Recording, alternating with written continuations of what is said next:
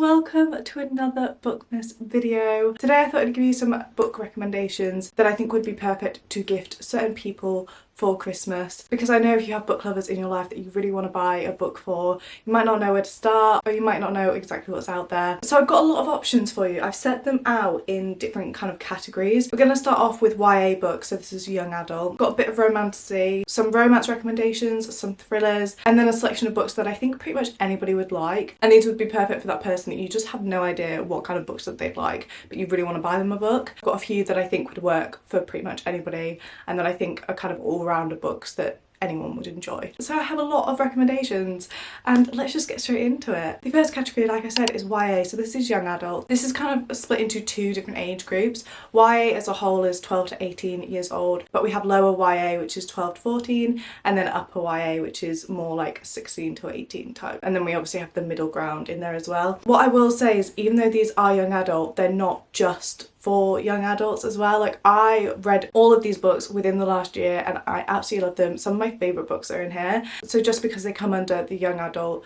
genre doesn't mean that they're just for young adults, and you can literally buy these for anybody that you think would enjoy them. And like I said, for me personally, I love a YA book. I love them, and I've collected a few of my favourite ones that I think would be perfect. The reason that I'm doing YA separate to everything else is just because of the age range, and I know that 12 to 18 can sometimes be really hard to buy for, and you might not know what books are suitable for that age range. So I got you covered. I got you covered. The first one we're going to start off with is more of an author in general, and that's Holly Jackson. I think Holly Jackson's books just do YA so well. So I'm going to recommend Holly Jackson as a whole, but I have two here which I think would be perfect. The first one is the A Good Girl's Guide to Murder series. This is like the original Holly Jackson. This is a really popular book series. I've just realised my lights aren't on. That's better. As I was saying, for very good reason, because they're just so good and they're so fun. This basically follows Pip, who is working on a final year project for school, and she chooses to work on a cold case of something that happened in her small town. And we're basically solving this case alongside Pip, and it really feels like you are going around with her solving it. The thing that I absolutely love about this book is that it's unlike any other book that I've read in terms of the layout of it. So we have like production log entries throughout.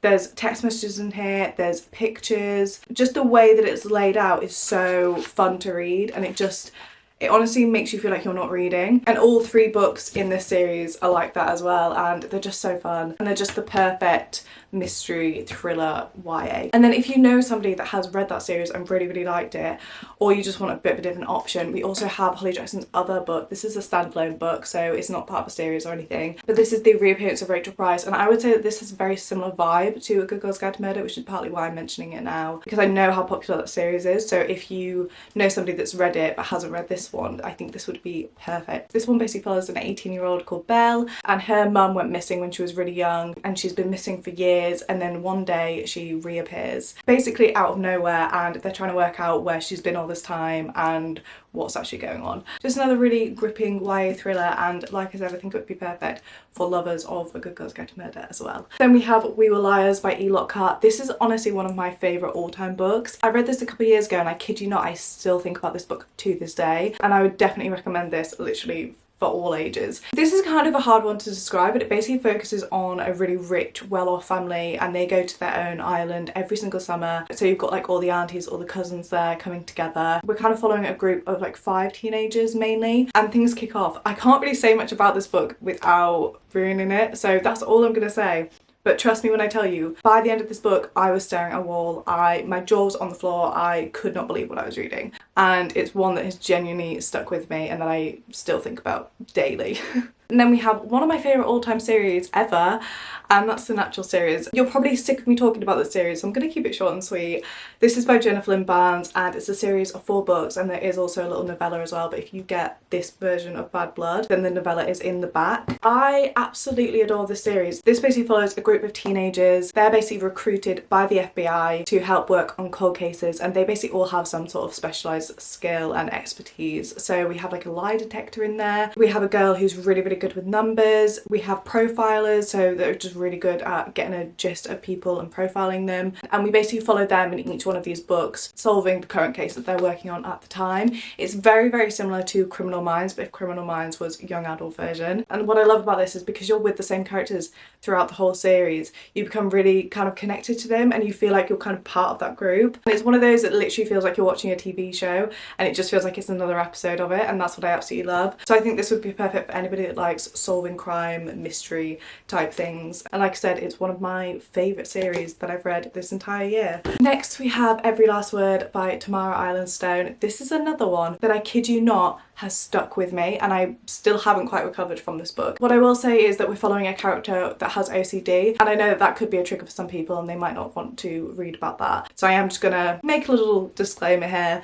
that it does focus on somebody with OCD. So this one follows Samantha, and she feels very overwhelmed with dealing with OCD, and she basically finds this poet's corner, which is like a hidden corner at school where students come together and they basically write and read poems, and she basically becomes a part of this, and it's just so good. It's so good. And this is another one where I can't even tell you the feeling that this book gave me, and I couldn't believe what I was reading, and it's so good. Trust me on that. There's also a bit of a romance in here, but it's definitely more of a subplot, and it's another one that's genuinely stuck with me since I put the book down, and I wish I could reread this again for the first time. Next I have a few romance recommendations. The first one is The Summer I Turned Pretty by Jenny Han. This is perfect. This is perfect, especially for the lower YA end as well. This is just a perfect romance for that age group. This basically follows Belly, Jeremiah and Conrad. Jeremiah and Conrad are brothers, and them and Belly are family friends, and basically their two families come together every summer and go to the summer house and like spend the whole summer on the beach, and there's basically a bit of a love triangle going on. There's other things going on in their family, and yeah, it's just really good. And I would even recommend this even if you've seen the series. The series is amazing, but I actually read these books after I watched the series and I still absolutely love them, and I just think they're the perfect little quick easy reads. Next we have Better Than the Movies by Lynn Painter. Again, another one that I would definitely recommend for the lower YA age group as well. This one literally feels like you're watching a high school rom-com. It's so cute. We're basically following Liz and Wes, and there's basically the school prom that is coming up, and Liz basically really wants to go to prom with somebody called Michael, but she really doesn't know how to go about it. And Wes, her neighbour, who has basically grown up with her and always been pestering her throughout her whole childhood, he basically says that he will help her get this Michael to ask her to prom. So we follow them two spending a lot of time together, and we have sort of like an enemies to lovers type thing, but very kind of loosely. It's just very, very cute. And there's also the second one out, which is called Nothing Like the Movies. I haven't actually read that one yet, but if you know somebody that loved this book, then I think getting the second one would be absolutely perfect as well. And then the last YA recommendation that I have is I Wish You Would by Ava DeLaurier. This is a childhood friends to lovers romance. It's basically set over one night spent at an overnight stay at the beach. We're basically following two people, Natalia and Ethan, and they're getting ready for their senior sunrise, which is basically this overnight stay on the beach that the seniors do every year. And a part of the senior sunrise, they're basically asked to do an exercise where they write letters, and it's basically like what they hope from the year and things that they've never been able to tell anybody, and they basically write it down. They put it in a jar, and this jar of letters is meant to go on the fire at the end of the night, but that's not quite what happens. These letters basically end up getting out, and Natalia and Ethan basically have to work together to find these letters that are all scattered over this beach before anyone in their class finds them. The thing that I will just mention about this is I would recommend it more so for the upper YA age range, just because the characters in here I think are like 17, and there's not explicit content, but there is talk about explicit content,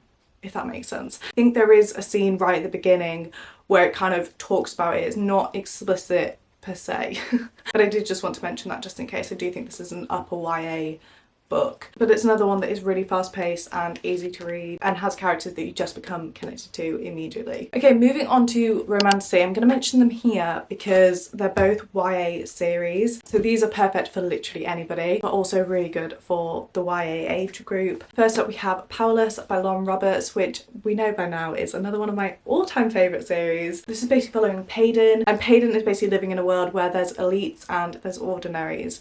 And the elites all have a power of some sort, whether it's strength, whether it's crawling up a wall. There's basically a lot of different types of powers that you can have, and the elites basically banish the ordinaries. So the ordinaries are people that don't have powers, and they basically banish them from their island. But Payden is actually living amongst the elites, basically pretending to be an elite. And the elites have this thing called the purging trials. They basically put a set of elites into these trials, and there's only one winner at the end. And Payden is actually put into these trials. So she, as a powerless ordinary, has to go in with this group of elites who all have some sort of power. And it follows her and how she's kind of gonna survive. And she meets the king's son, who is also in these trials.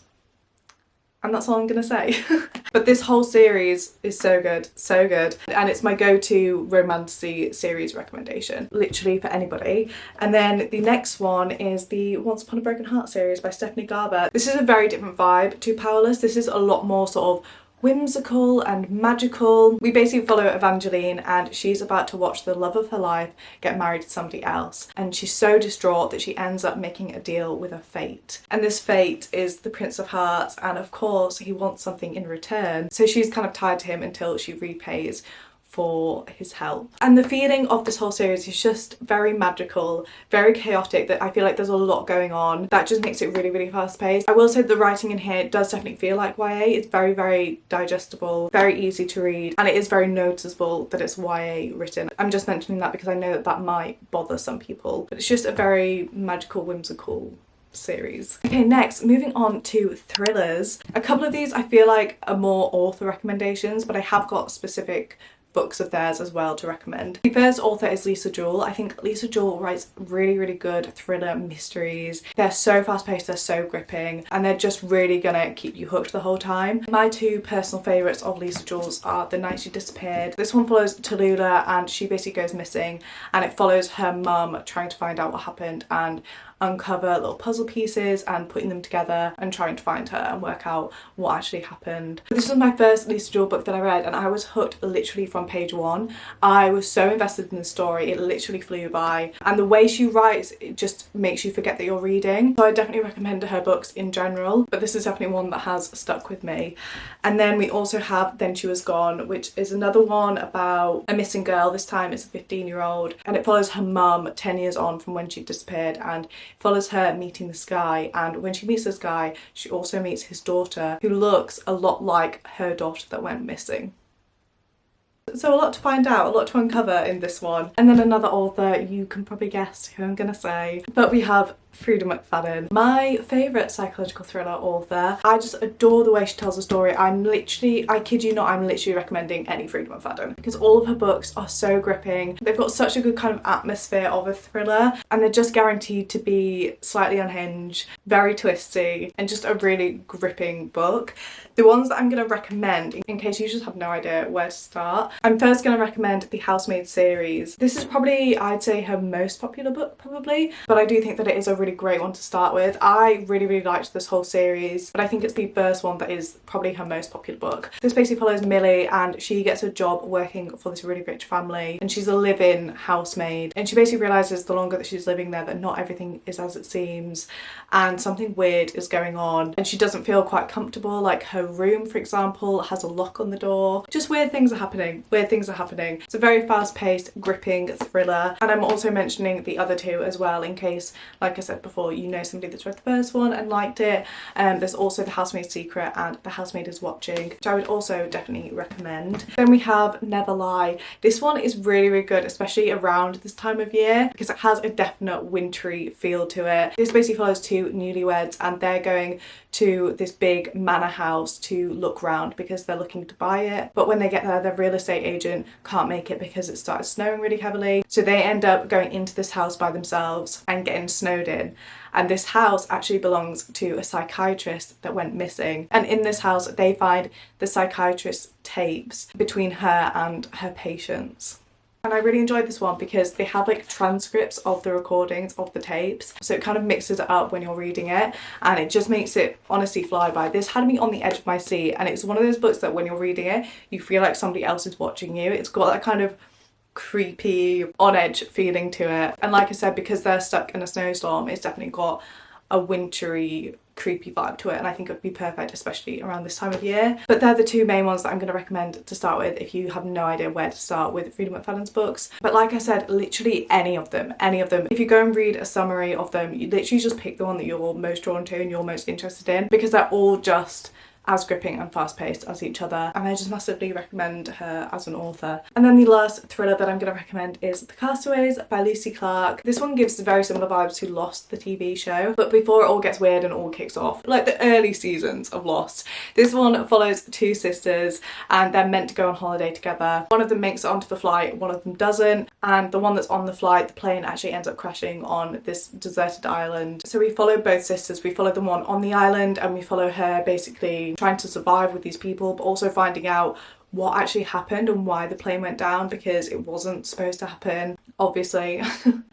And then we have the other sister who is looking for the sister that went missing. It goes back and forth between both of them. What I really liked about this is that both timelines were just as interesting as each other, because I feel like sometimes you get dual timelines where you just way prefer one to the other and you're like reading through the one that you're not that bothered about just to get back to it. But this one I was hooked on both timelines. It's just a very gripping story and you just want to know what's going on. And this is one that I feel like is quite underrated as well, because I feel like not that many people know about this one, but I absolutely loved it and it's one of my go-to thriller recommendations. Okay, moving on to romance. I have quite a few romance recommendations. I'm gonna start off with the Maple Hills series. So this one is Icebreaker, which is the first book.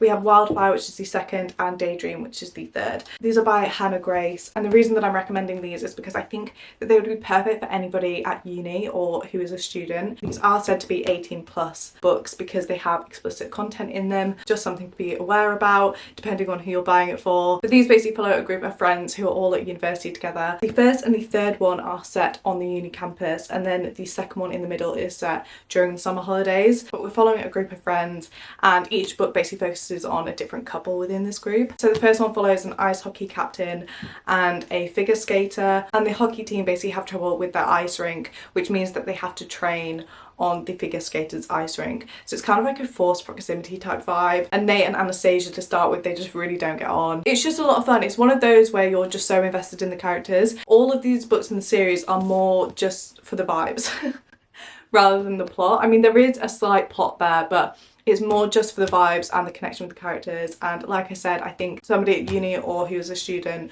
or around the age group would just absolutely love these. But they are definitely spicy, just to note. Next, I'm going to recommend the Part of Your World series by Abby Jimenez.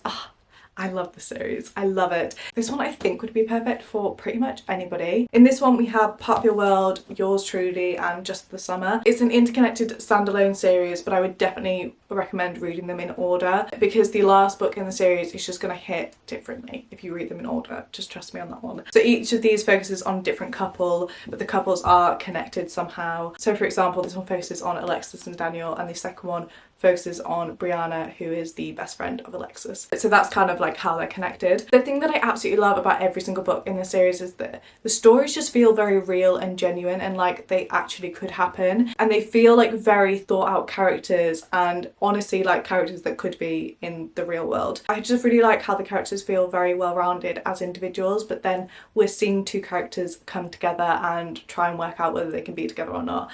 I just love it. I love it. This one focuses on a doctor who is living in the city and a carpenter who's living in the countryside. So it's kind of like opposites attract. It's very much, can we bring our worlds together and can we even work, that type of thing. And there's an age gap trope in here as well where she is a few years older than him. So I definitely recommend starting with this one, but if you know somebody that really liked this one, then I would definitely recommend buying the next one in the series for them. Next we have Happy Place by Emily Henry. I feel like you can't really go wrong with buying an Emily Henry book. This is my personal favourite one, and it's one that I'm recommending because I think a lot of people can connect with it in different ways. I feel like there's a lot to unpack in this book and a lot of different things that people would enjoy about it. It basically follows Harriet and Wynne, and they were engaged until recently, but they have the same friendship group that all go away together, and they haven't told any of their friends because they just don't want to like disrupt the dynamic of the friendship group, and they just didn't feel ready to tell anybody. So because no one knows, it follows them basically fake dating because nobody knows that they've called off their engagement, and they both end up on this holiday and they have to continue as if they're still together and they're still engaged. And there's a lot to this book because not only are we finding out why they're not engaged anymore and kind of what happened, and we're getting little flashbacks here and there, but there's also a lot about friendship and about the age that they are and how things are changing, how they're dealing with that, and how as you're growing up your friendships and their dynamics change. And there's just a lot of focus on friendship, but then of course you have the romance side in there as well. And I just think this just is such a heartwarming book, and I genuinely think this would be a really great gift for anybody that likes romance with a lot more depth to it as well. Next we have 7 Years Slate by Ashley Poston. This book, it's just such a cute book, and it's a very kind of meaningful book as well. This is another one that is a lot of fun but has a lot of depth to it. This basically follows Clementine, and she's recently unfortunately lost her aunt, so there is a bit about grief in here, just as the little trigger warning, but the way that it's spoken about in here is just handled so beautifully and written about in such a lovely way, and it's definitely not the full focus of the book. But Clementine's aunt basically has an apartment that she's always told stories about it travelling in time, and Clementine never really fully believed her because she'd never experienced it herself, until one day she walks into her apartment and she's travelled back 7 years in time, and there's a random man stood in her apartment. The whole concept of this is just so good. The story is told really well, the writing is just stunning, and it's that kind of romance that just has you giggling, and it's just so cute. And like I said, it just feels like a romance with a lot more depth to it and really thought out characters. And then we have The Love of My Afterlife by Kirsty Greenwood.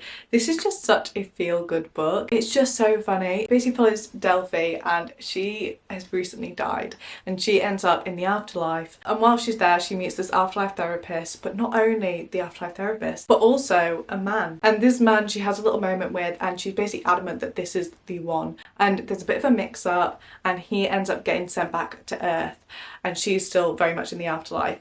So she basically makes a deal with this therapist that she has 10 days back on Earth to go and find him and to get him to kiss her. So it follows her going back to Earth, having these 10 days and basically trying to find him, even though she only knows his first name. She knows nothing else about him. It's a really fun concept, and just the things that she gets up to are so funny and so chaotic in the best way. It's very much like Bridget Jones type humour, but there's also a bit of the magical realism element to it, and it's just a good time and literally had me giggling out loud literally from the first chapter. The whole concept, the characters in it, the whole vibe, it's just really funny, and it's just a really feel-good book. Another one that has that kind of feel-good vibe is 7 Episodes by Lucy Vine. This is just very much giving chick flick rom-com vibe. In this one we follow Esther, and she reads one day in this magazine that women will date 7 people before they find the one, and reading this she realises that she has 7 exes, so she thinks that one of those has to be the one and has to be her soulmate. So it follows her then trailing back through her exes,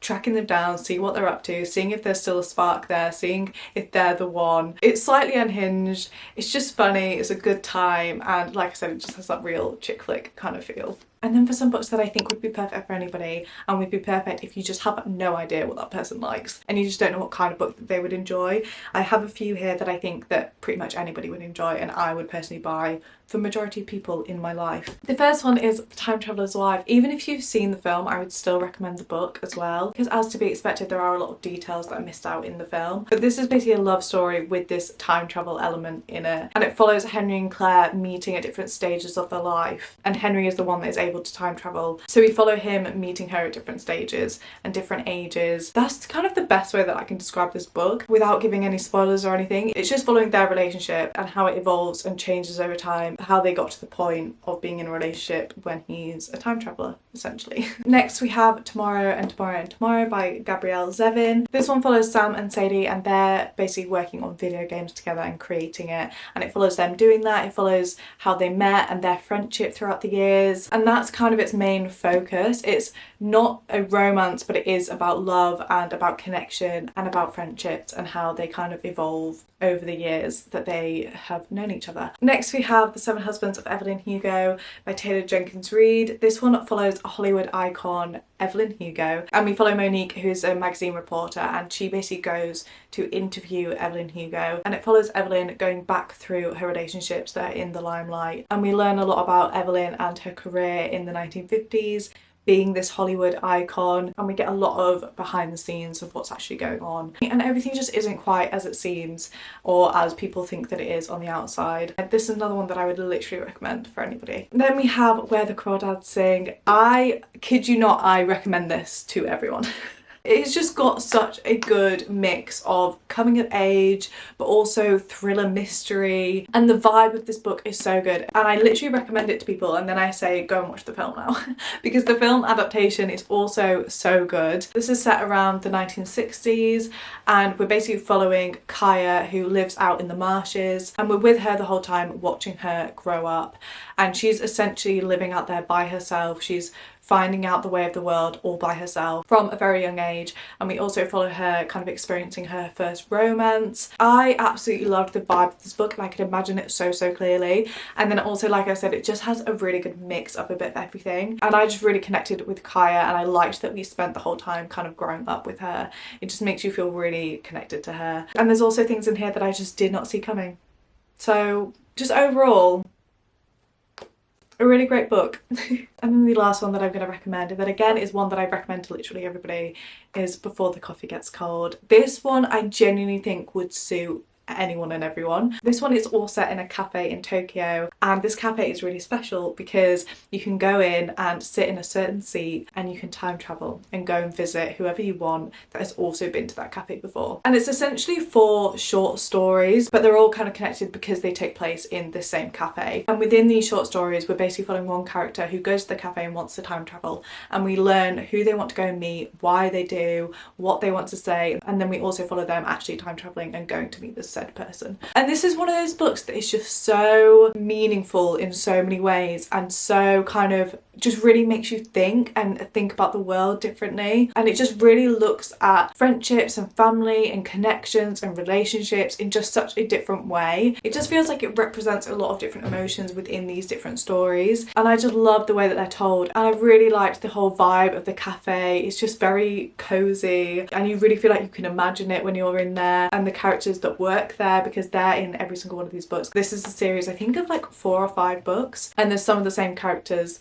that work there in the cafe, but you also learn things about the actual cafe, and there's certain rules to time traveling, but there's also certain things that are just as they are in the cafe, and you kind of learn why they are like that. I just really enjoy these, and it just feels kind of like a study of people and how people connect with people, and I genuinely would recommend this series to anyone, especially because it's so short as well. Like I said, it's like 4 short stories within this, that I think most people would enjoy it or at least take something from it. They're all my recommendations. I really hope that this has been some help and given you a bit of guidance, maybe if you really want to get a book for somebody, or you have a book lover in your life and you just don't know what to get them. Thank you so much for watching and listening to me ramble on and on. I really hope that you enjoyed watching, and I will hopefully see you tomorrow for another bookmas video.